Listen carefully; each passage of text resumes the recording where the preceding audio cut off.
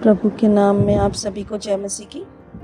आज की सुंदर सुबह की मधुर बेला में आप सभी का स्वागत करती हूँ। आज का प्रातः मनन का विषय है अंधापन आध्यात्मिक, स्पिरिचुअल ब्लाइंडनेस। आध्यात्मिक अंधेपन की जब हम बात करते हैं तो सबसे पहले हम देख सकते हैं कि आत्मिकता या आध्यात्मिकता क्या है।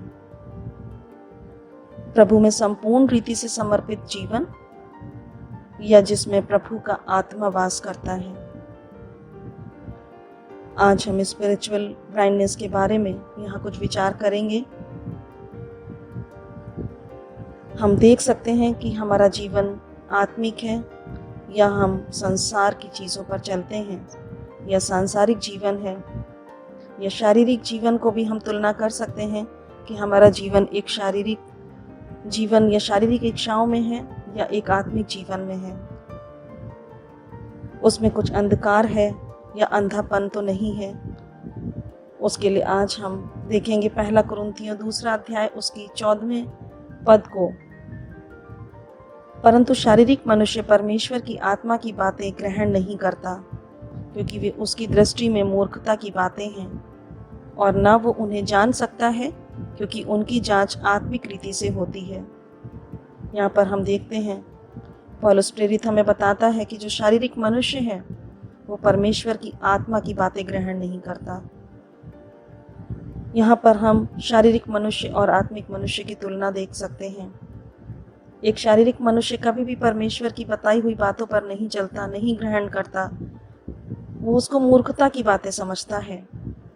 ऐसा कई बार संसार में हमने देखने को मिलता है जब हम वचन से प्रचार करते हैं, और जो शारीरिक मनुष्य है वो उसको समझना नहीं चाहते, वो उसको सिर्फ मूर्खता की बातें समझकर छोड़ देते हैं। यहाँ लिखा है और ना वो जान सकता है, क्योंकि उनकी जांच आत्मिक रीति से होती है। वो समझ भी नहीं पाता, क्योंकि इसकी जो जांच होती है वो आत्मिक रीति से होती है। हम आध्यात्मिक अंधेपन के बारे में देखें तो इसके कई कारण हैं। सबसे पहला कारण हम अगर देखें तो पाप है। 2 कुरिन्थियों 4 अध्याय उसकी 3 और 4 आयत में अगर हम देखें, वहाँ इस प्रकार लिखा हुआ है, परंतु यदि हमारे सुसमाचार पर पर्दा पड़ा है तो ये नष्ट होने वालों के लिए ही पड़ा है, और उन अविश्वासियों के लिए जिनकी बुद्धि इस संसार के ईश्वर ने अंधी कर दी है, ताकि मसीह जो परमेश्वर का प्रतिरूप है उसके तेजों में सुसमाचार का प्रकाश उन पर चमके। हम देखते हैं कि पाप के कारण आज संसार में कितना हाल बुरा है। हम संसार के पाप को देखें, हम देख सकते हैं यहाँ पर संसार के ईश्वर के बारे में बात की गई है। संसार का ईश्वर अर्थात शैतान ने संसारिक लोगों की, अविश्वासी लोगों की बुद्धि ऐसी कर दी है ताकि मसीह जो परमेश्वर का प्रतिरूप है उसके तेजों में सुसमाचार का प्रकाश उन पर चमक सके। लेकिन शैतान नहीं चाहता। शैतान चाहता है कि वो संसार की चीज़ों में खुश रहे, संसार की बातों में लगन उसकी हो। शैतान का कार्य पूरी तौर से हम यहाँ पर देख सकते हैं कि वो एक अंधापन हमारे जीवन में लाता है, और वो आगे एक आत्मिक जीवन में जाने नहीं देता, बल्कि बुराई की ओर ले जाता है। इफिसियों 4 उसका 17 और 19 आयत में अगर हम देखें, वहाँ पर इस प्रकार लिखा हुआ है, इसलिए मैं ये कहता हूँ और प्रभु में आग्रह करता हूँ कि जैसे अन्य जाति लोग और अपने मन की अनर्थ रीति पर चलते हैं, तुम अब से फिर ऐसे ना चलो, क्योंकि उनकी बुद्धि अंधेरी हो गई है, और उस अज्ञानता के कारण जो उनमें है और उनके मन की कठोरता के कारण वे परमेश्वर के जीवन से अलग किए हुए हैं, और वे सुन्न होकर लुचपन में लग गए कि सब प्रकार के गंदे काम लालसा से किया करें। यहाँ पर हम देख सकते हैं पौलुस किस प्रकार से आग्रह करता है कि जैसे अन्य जाति लोग अपने मन की अनर्थ रीति पर चलते हैं। आज संसार में जब हम नज़र उठाते हैं, कितने अविश्वासी लोग, जो अन्य जाति लोग, जो परमेश्वर को नहीं जानते, नहीं पहचानते, वो किस रीति से चलते हैं, अनर्थ रीति पर चलते हैं। लेकिन पौलुस कहता है कि तुम ऐसे ना चलो, क्योंकि उनकी बुद्धि अंधेरी हो गई है। वो इसलिए चलते हैं क्योंकि उनकी बुद्धि शैतान ने अंधेरी कर दी है। लेकिन तुम ऐसी चाल ना चलो। उस अज्ञानता के कारण जो उनमें है, उनके मन की कठोरता के कारण वे परमेश्वर के जीवन से अलग किए हुए हैं। उनका जीवन परमेश्वर का जीवन नहीं है। आज परमेश्वर हमसे बात करता है, हमें बताता है कि उनके जैसा जीवन हमारा नहीं होना है। हमारा परमेश्वर का जीवन एक अलग किया हुआ जीवन है, क्योंकि वो लोग सुन्न होकर लुचपन में लग गए हैं। वो सब प्रकार के गंदे काम और लालसा में पड़ गए हैं। इसलिए उनकी संगति से हमें अलग रहना है।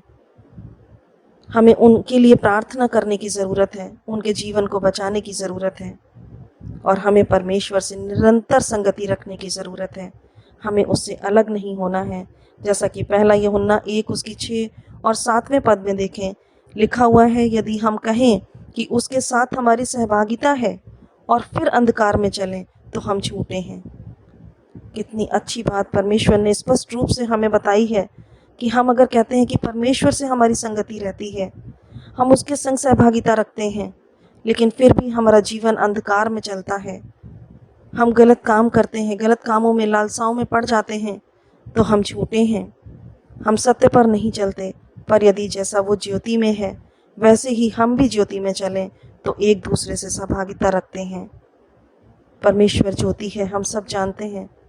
वो इस संसार में आ गया, एक ज्योति बनकर आ गया। संसार ने उसे ग्रहण नहीं किया क्योंकि वहाँ पर अंधकार था, लेकिन परमेश्वर जब ज्योति बनकर आया है, हम सीखें, देखें कि हम भी ज्योति में चलें और एक दूसरे से सहभागिता रखें। और उसके पुत्र यीशु का लहू हमें सब पापों से शुद्ध करता है, ऐसा वचन हमें साफ बताता है। हमारी ज़रूरत है कि हम उससे सहभागिता बना के रखें।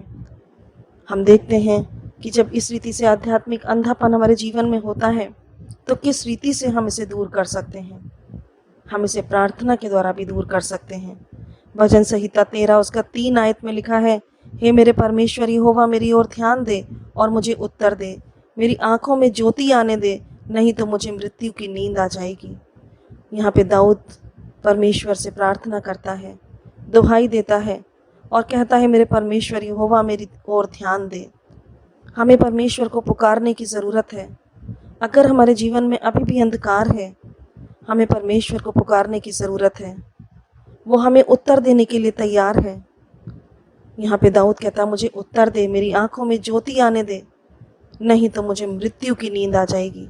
सच में ये सच बात है। अगर हमारे जीवन में पाप है, हमारे जीवन में ज्योति नहीं है, अंधकार है, तो हमें मृत्यु की नींद आ जाती है, आ सकती है।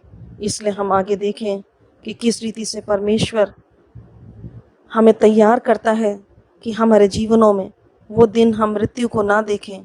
इसके लिए परमेश्वर हमें तैयार करता है अपने जीवन में, हमारे जीवनों को बदलने के लिए उसने पूरा हमें बहुत अच्छा एक वचन दिया है, एक ऐसा आईना दिया है जीवन में, एक बाइबल, एक वचन के रूप में एक आईना दिया है कि हम उसमें देख सकें।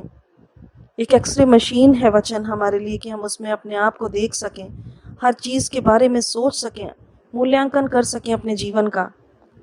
और उस आध्यात्मिक अंधेपन को दूर करने के लिए परमेश्वर ने अपने सेवकों को भी नियुक्त किया है। जैसा हम जानते हैं, उनके द्वारा हम बहुत कुछ सीख पाते हैं।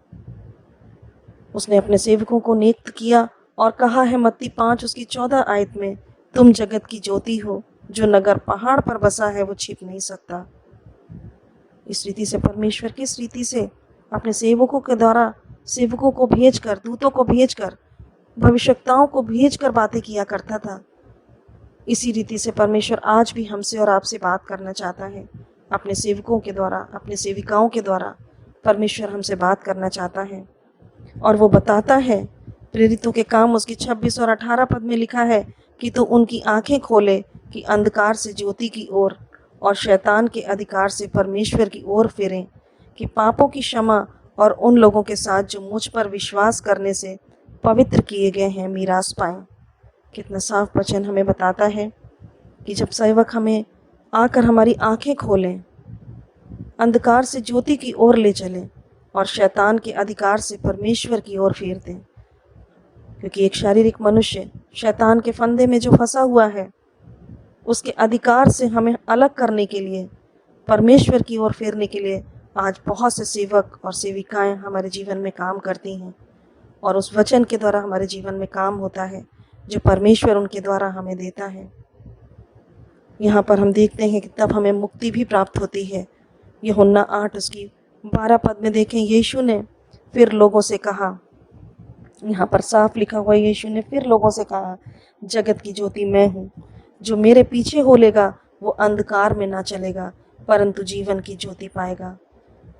अंत की बात यही है कि जो वो मेरे पीछे हो लेगा वो जीवन की ज्योति पाएगा, और जिसके पास ज्योति है वहाँ अंधकार नहीं।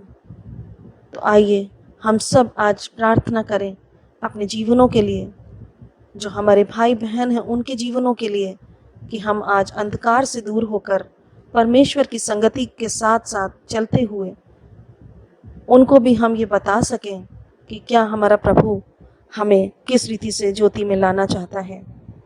होने दे पिता कि हम सब उस ज्योति में चलें, ना कि उस अंधकार में जो शैतान ने अंधा किया हुआ है, उसमें हम उस ज्योति को पा सकें, देख सकें और परमेश्वर की संगति में निरंतर बने रहें, जिससे वो परमेश्वर जो हमारे पापों को क्षमा करने वाला, हमारे दुखों को हरने वाला, हर एक बात में हमारी सहायता करने वाला हमारे लिए तैयार खड़ा है।